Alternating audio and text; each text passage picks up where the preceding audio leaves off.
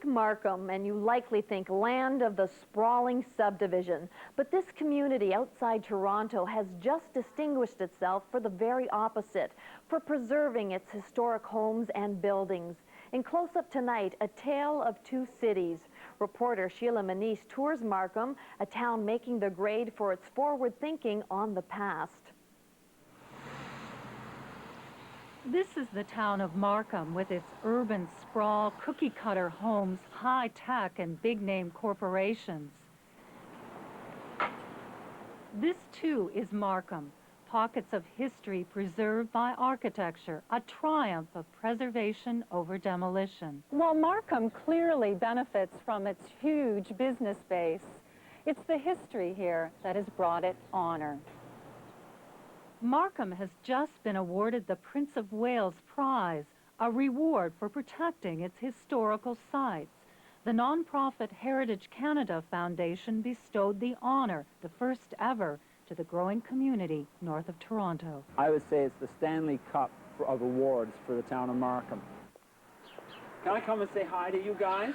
Mayor Don Cousins says the town, which includes Unionville and Thornhill, has fought developers to preserve its historical buildings. It's a constant battle, and it takes the community and the council to have the backbone to stand up to them. And do you? Yes, we do. Take the main street of Unionville. The mid-19th century homes had been put on death row, but the community battled the forces of demolition and won. Restoration is the key here, not renovation. Gothic revival is in full bloom. Old black and white photos show the architectural integrity of the buildings was kept. The group of 7 artists, Frederick Horseman Varley, lived and worked here. It's now a community arts center. Over in Thornhill, residents fought and preserved this little historical gem. This once was a mid-19th century enclave of working-class homes. This was a worker's cottage attached to a rope and barrel factory. It's now an historically correct duplex. Its residential owners had to follow strict rules, had to maintain the Georgian symmetry. The miller and the barrel maker lived on this street. The people who live here now have to be loyal to their memory. Behind white picket fences and clapboard exteriors, there can be no variations. The rules weren't always so strict. 30 years ago, one architectural black sheep moved in. What's a house like this doing on a street like this? Well, this house was built in the 60s. There was a small house here before that was demolished, and it was built before all the bylaws and the restrictions came in. Marion Matthias lives on the street and has been active in preserving the heritage homes here. It's a constant battle, she says, between the bulldozers and the conservationists. And many people come to the community, they love heritage. They just think it's an absolutely beautiful area. And they say, well, I love heritage, but I want a new house. Stronger bylaws protecting heritage homes are now in place. Many believe developers don't have a prayer's chance of ever moving in. These are refugees from the superhighways, farmhouses slated for demolition to build new roadways. Now they're part of what's called the Heritage Estates, a small community of 20 homes that have been physically moved here and restored. These homes were threatened with demolition on their original sites due to such things as Highway 407 going through, so there was really no alternative but to move them, to preserve them. Mike Siemens is a city planner committed to heritage preservation. He points to the rich history of these homes. This one once belonged to a member of the family compact. Prettied up inside and out, it remains true to its original form. Throughout heritage neighborhoods, you'll find what appears to be little betrayals. A satellite dish is okay because it's hidden, and that Starbucks on Main Street does comply with the rules. You'll never stave off the hungry developers who want to expand and build. So it's a battle every day in our lives. Sheila Manise, CBC News, Markham. We like hearing your thoughts about the show and the We like hearing your thoughts about the show and the stories we do, so give us a call. You can reach us at 205-7700 or send us... Markham has won the first ever Prince of Wales Prize. The town is being honored for preserving its many heritage districts. CFTO's Dana Levinson reports from the Heritage Estates Village in Markham. The Heritage Canada Foundation announced today that the town of Markham will receive the Prince of Wales Prize. The town is honored for its exemplary commitment for its preservation of heritage buildings. One of the reasons why Markham has won this award is their Heritage Estates Village, where all of the homes have been taken from their original foundation when they faced demolition due to the town's rapid development. Many of the historical homes have been placed at 16th Avenue and Highway 48.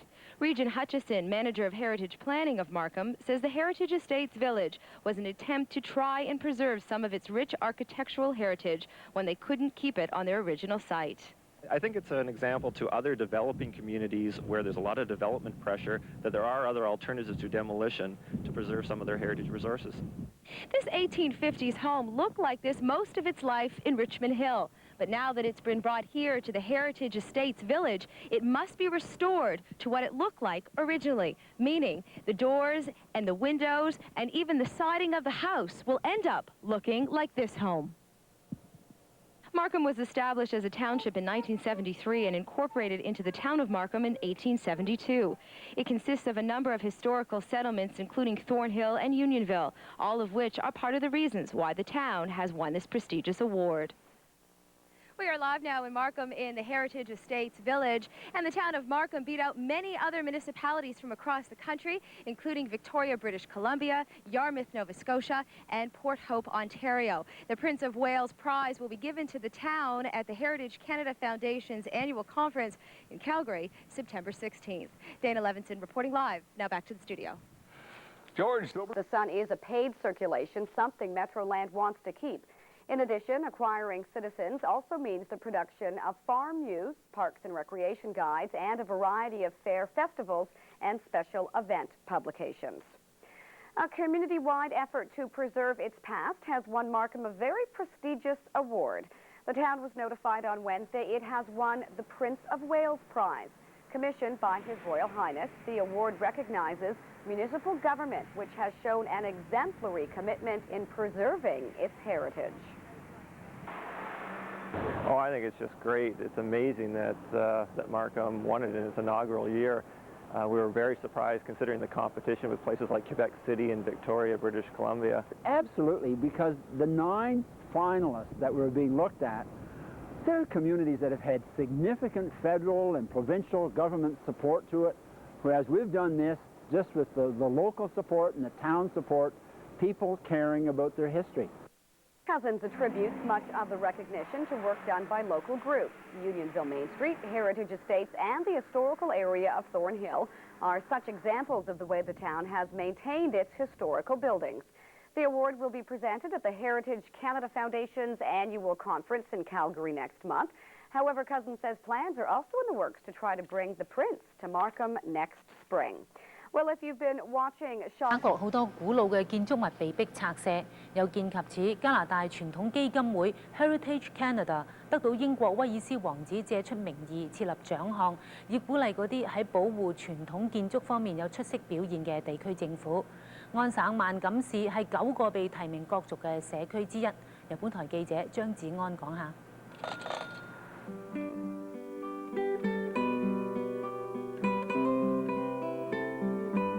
呢度係萬錦市嘅康山，係嗰個市最早嘅根據地。喺1794年，當局為咗開發全球最長嘅街道欣街，於是就造就咗呢個社區嘅發展。